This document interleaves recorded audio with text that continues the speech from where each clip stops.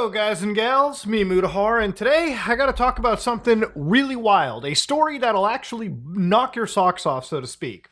Now, okay, we're all watching this video, right? You're watching this video on YouTube. Chances are you probably have an internet service. You might be at home, and you might have somebody you pay every month to get access to the internet. That's called your internet service provider. Now, if you live in the United States, you can have your own selection of the dog water. If you live in Canada, you have your own selection of the dog water. Bell, I'm looking at you. Rogers, I'm looking at you. In South Korea, okay, one of the largest, #1 voted by its customers, allegedly, is an actual company known as KT that have apparently had 137 years of communications in Korea. Now you might be like, whoa, Muta, why do you bring up a company like KT? Why are we talking about this? Now what if I told you KT has currently been accused of hacking 600,000 of its own customers for engaging with torrenting software on the internet? Now, obviously, torrenting software, let's just, knock it out. Let's talk about it right here. This is a torrent client right now, Qubit Torrent. Now, there's probably a lot of you that maybe know, hey, this is how you go to those sites on the internet, get your video games, your movies, your music, everything for free. I don't condone it. That's piracy. See, when I use torrenting software, it's for things like Arch Linux. Now, this is not a big company like Microsoft. They don't have mega massive servers everywhere. They really do rely on donations, but they also rely on people downloading their software through BitTorrent, because what'll happen is people will just share information between each other.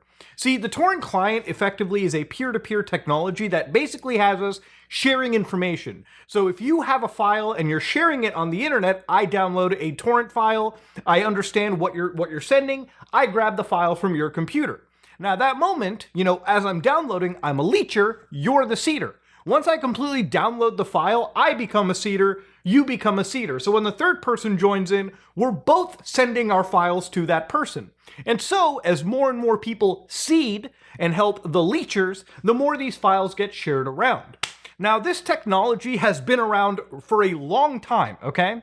And for a lot of people in a lot of parts of the world, this is probably the only way that they can get, content that might even be banned in their area. So I started to look into this company, and basically there was a report by actual South Korean news talking about this situation, where it was basically going on for like 5 months. So what they had said was there was a suspicion that KT, the network operator, ISP, hacked customers' PC. A malignant code was planted on a PC of a KT customer using a web hard. And the police were also investigating it because they had found that there was an estimation of around 600,000 victims.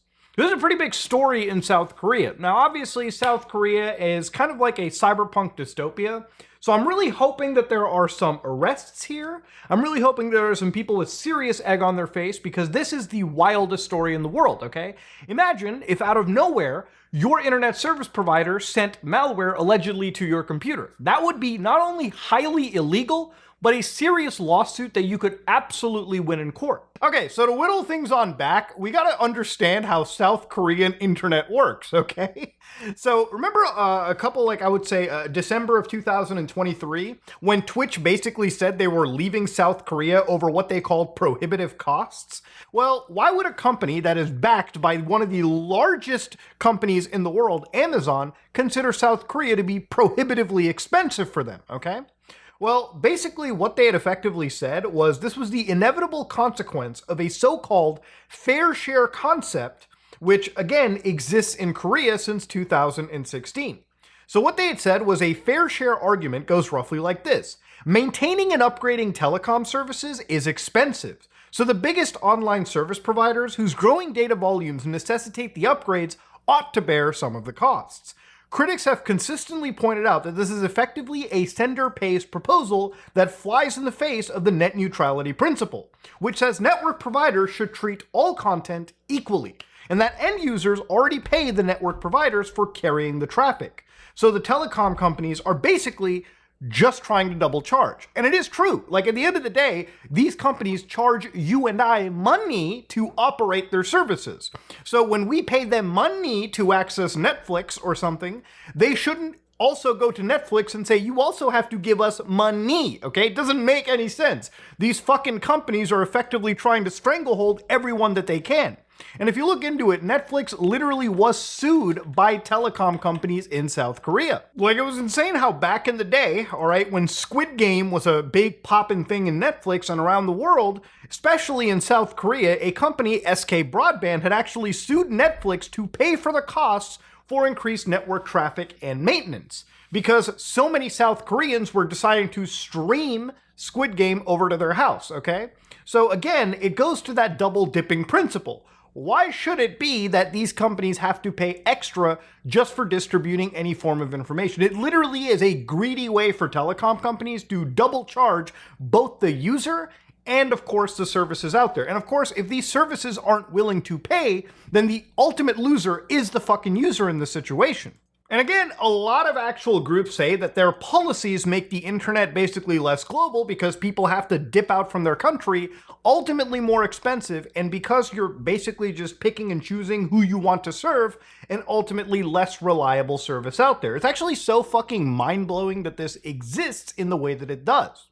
So what have South Koreans been doing to counteract this bullshit? Well, they've been using something known as web hard services, okay? Now, web hard effectively translates out to web hard drive, and I guess the quick and dirty way is kind of compared to like Google Drive or iCloud, where you can just store information and just keep it on a separate device, the cloud that exists.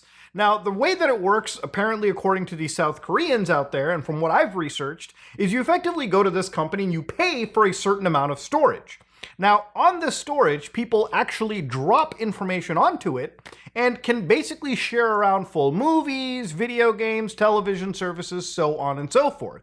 In fact, what actually exists on these web hard services are even things that the Korean government has outright banned. Like, for instance, if you go to South Korea, you probably may not know this, but watching adult content in the country is completely illegal, okay? So based on 3 laws, Article 243, 244, and 44-7, it is illegal in the country to distribute obscene pictures, manufacture obscene pictures, and of course, to circulate those pictures out there. So according to Article 44-7, no one may circulate any of the following information through an information and communications network: information with obscene content distributed, sold, rented, or displayed openly in the form of code, word, sound, images, or motion pictures.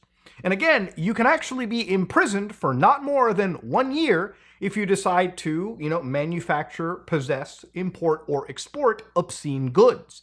You may also be imprisoned for not more than 1 year if you distribute, sell, lend, openly display, or show any obscene document, okay? Meaning that in this regard, South Korea is about as fucking restricted as North Korea in this situation. So both countries have something that they can ultimately sit down and share upon. That being said, ladies and gentlemen, web hard services, as you can imagine, are very popular. Now, the web hard services in this situation use something known as a grid program, which backends to the BitTorrent software. That's why I mentioned it at the beginning of this video. So now that you've understood how the software kind of works, what KT has basically been alleged to is that using that grid software that they used to actually, provide functionality to the web hard services, KT Telecom has been accused of hacking their customers. So it might be like, how is the finger pointed right to them? So basically what had happened was when they asked the WebHard company, when they asked the people behind it, they basically suspected a hacking attack on that grid service. And they said it's incredibly bad because when they researched it, because everyone on the forum was talking about, my computer isn't working, there's weird folders, there's weird shit happening. They had found out everyone that was effectively attacked was all part of that KT internet line. So they were all part of that one ISP user.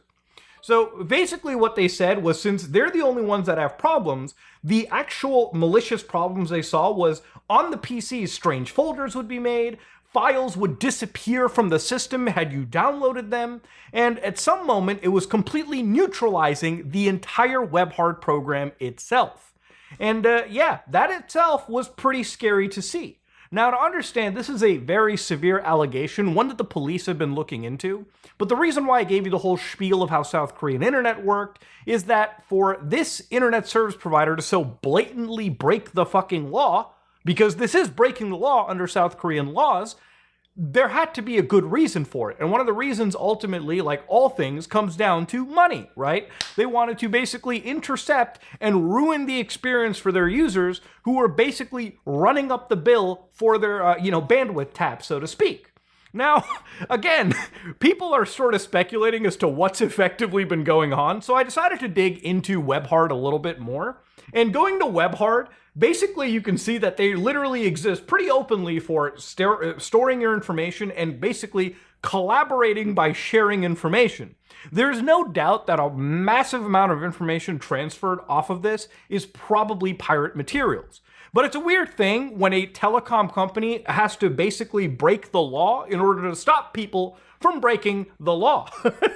Now, looking into their actual tool, you can see that they have desktop software, so you can download it for your Windows system or Mac OS. Now, this leads me to some really, really wild assumptions. How is it that a telecom company hacked its own users? Now, there's a couple ways that people have speculated. For instance, maybe sending some weird traffic in the Tor protocol, maybe they'd infected somebody that was distributing information in general, or because it's your internet service provider, somebody that gives you information, all right, lets you connect to the internet. One thing you may have noticed is if you've ever downloaded any copyrighted material in the United States or Canada, and you go to google.com, sometimes you might see your internet service provider put a little error message that tells you, hey, you've been actually violating the law, please stop. See, over here in our side of the world, as long as you're not blatant about it, you'll basically get a warning and the internet service provider doesn't care because they're getting paid by you anyways. They don't give a shit unless you're incredibly egregious about it. Now, when it comes to this service, the way that I actually theorize this myself, and again, please correct me if I'm wrong, if anybody has more insider knowledge, is that because this used WebHard software, at some point in the middle, I have to imagine that they jumped into the middle of the traffic and distributed a malware-ridden version of that software. So when somebody installed it, they were unwillingly sending malware to and from people around in their system. Maybe that was the case.